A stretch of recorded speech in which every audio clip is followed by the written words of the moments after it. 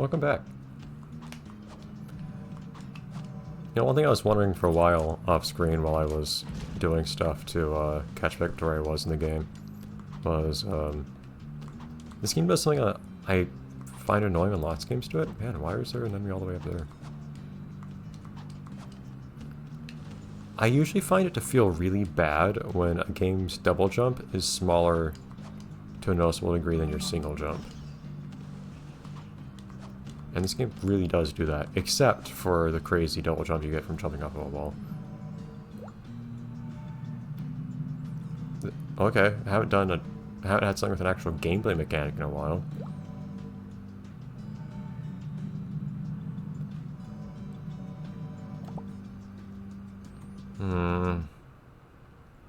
You know what? This is one of those cases where I just drew something that I spent a decent amount of time on. I otherwise prefer to put more effort into things that are actually going to be like gameplay mechanics. But this is going to be one of those cases where I say, you know what? I do have a thing to reference. It's just that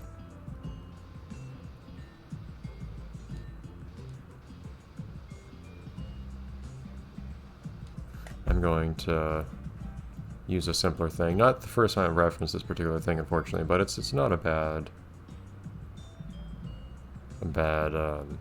fit in this case anyways.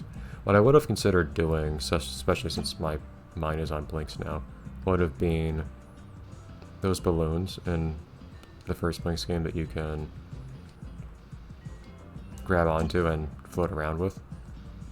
Instead, what I'll do here is, well, if you know what the source material is, you probably already know, based on the color I'm using, what this is going to be, and the fact that I say this is going to be a fairly simple one.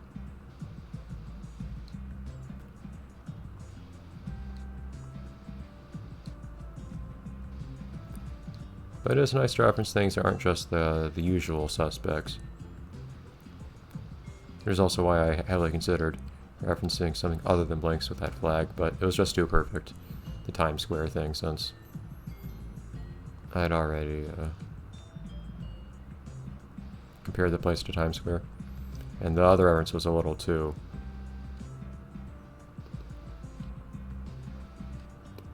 not visually distinct anyways. It felt a little lazy. You know that sigil is indeed an important one in its source material. And does indeed, well, you never see it on a flag, but it does represent a country. A country whose name I cannot recall at the moment, actually. Alright, and now we do the scary thing, drawing a circle. A really big circle. This is the case where normally I would probably just go with the more scribbly aesthetic if it wasn't for the fact that like a very smooth shape sort of aesthetic is what the source material has in this case, so I'd like to come somewhere close to imitating that. I'd be kind of surprised if I made multiple references to this game if it wasn't just for the fact that it is so...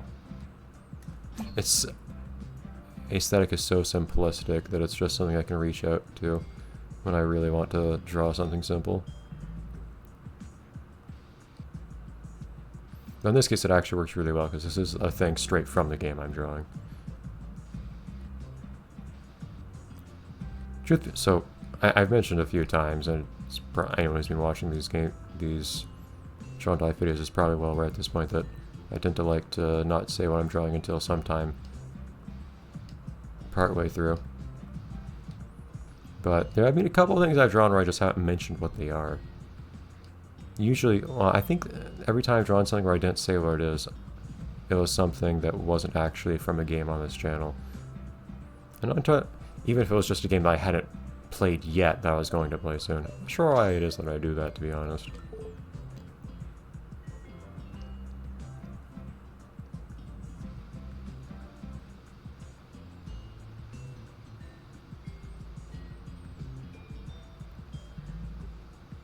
Maybe there's a small hope someone will actually recognize the thing that I'm not saying that I'm referencing. I'm not sure. But in this case, this is the hot air balloon from Hanna and Choppa, among other such vehicles, which has this exact aesthetic, just solid orange. Well, everything is either solid orange or solid black, and in particular, this controls in a hilarious fashion. Bam! It's a hilariously heavy balloon. It doesn't. This doesn't control like a balloon. You just you just hold in a direction and you go that way.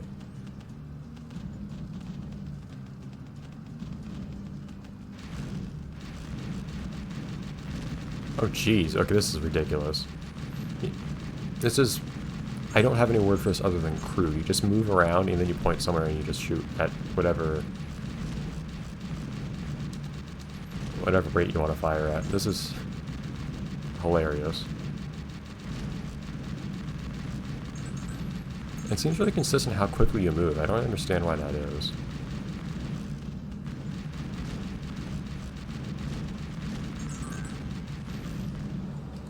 Oh geez. And you have a boost if you press A. Oh, I might have missed the game telling me that. I did read the instructions before I started drawing the thing, not after, so... We do get to see our flag flying around, that's nice. Kind of weird I just get to design the flag of the city, but whatever.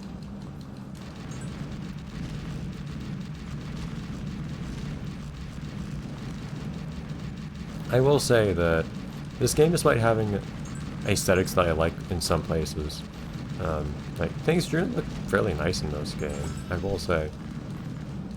It managed to make things look nice without looking, well, I do like the aesthetic here, but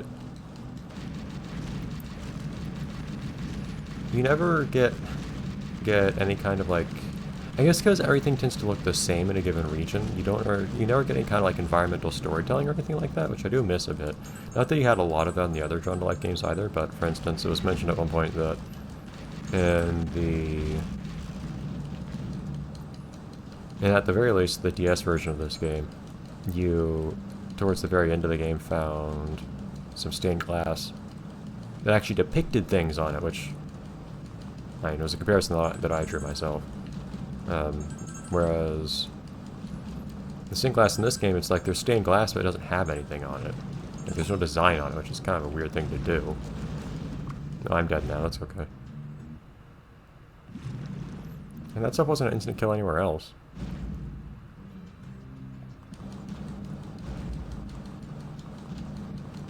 And everything's alive again now. It's annoying. Where it's supposed to be.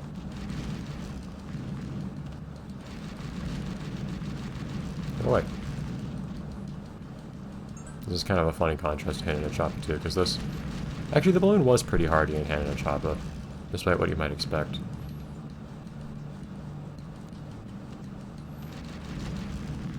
It wasn't super difficult to destroy the thing. It's certainly not impossible either.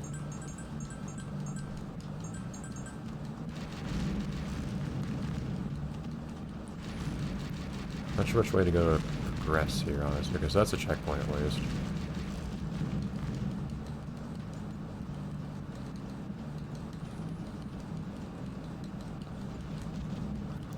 Although deciding on a flag for this place feels weirdly intrusive. In an odd way to me. Is there anything down here? I'd like you to not kill me. No, well, just push me anyways. Whatever. Weirdly spacious section for nothing being here. I assume those kill me if they squish me. There's some games that just never bother doing that for some reason. Then you have those really mean games like, let me through. How do I get out of here again? There we go. Those really mean games like... Oh shoot, what was it actually called? The Sonic 2 game that wasn't Sonic 2. The one with the time travel mechanic. Sonic CD, that's what it was. Games like Sonic CD that have... Oh, hello. Fate Crushers. Where you actually have to let something crush you with no indication. Speaking of no indication. no indication that a particular crusher will not kill you, but will instead actually lead you somewhere. Which you have to do to fully complete one of the levels in that game, which is rather infamous. But thankfully there are other ways to 100% that game. But anyways.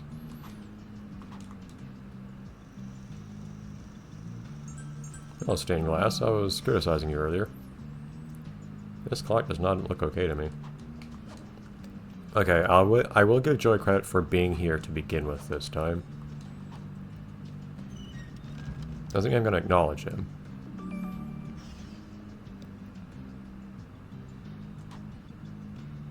Why are you covered in wood if I can't climb him?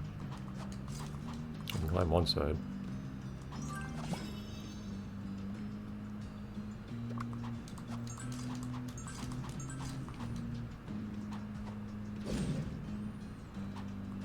Why are the windows behind me upside down?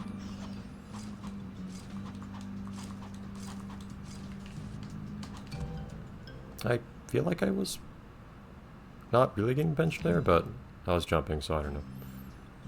It's really annoying not being able to move up as you climb, though, I will say. Only be able to slide down.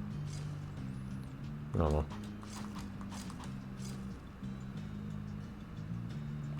It's like I need the coin for anything, so I'm just not pick it up.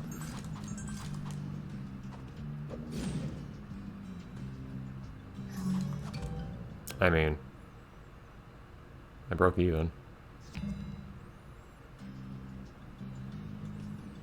Anyways, getting crushed in this game does kill you, evidently.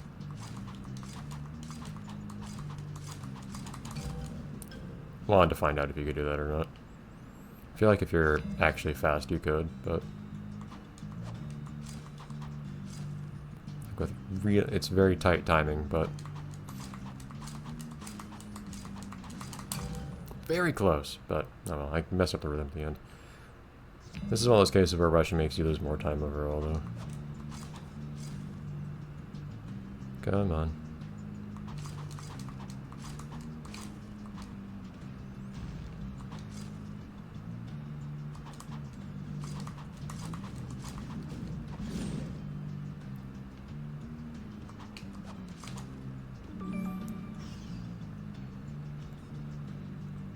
That easel's facing to the right, which is very strange to me.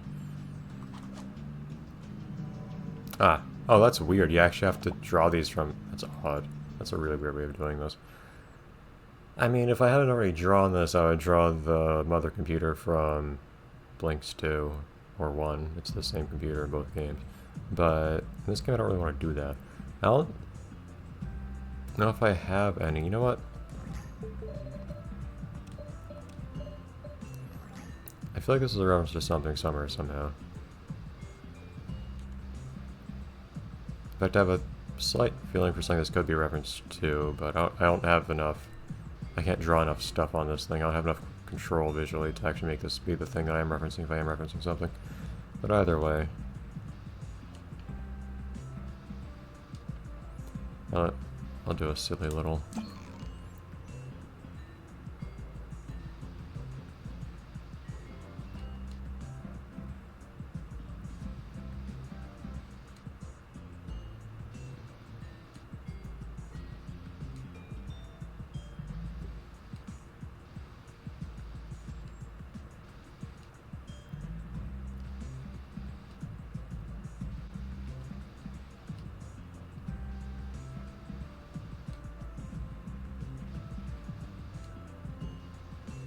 I don't really know what I'll do if the clock ends at this point, but...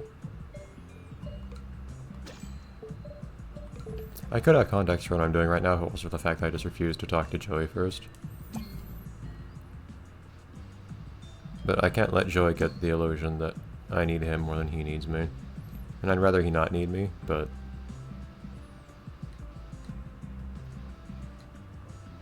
it is what it is. This doesn't even look as much like a necktie as I was hoping for it to now that I look at it closer.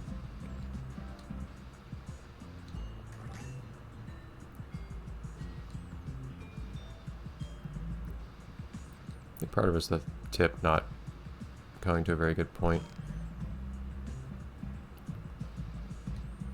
Oh well. Imagine this is a necktie instead of just an awkward red shape. Just a silly idea that came to mind, which I'm pretty sure I've seen someone do with a clock before, but I can't even think of where. It's fun you actually draw these things in different places, though. That's very meta, though. I don't see why in-universe you'd have to draw these things from other locations like this. But, jeez, that is a fast! Okay, whatever. Anyways, next time we'll keep doing whatever it is we're doing here. And Joey will just awkwardly stand there.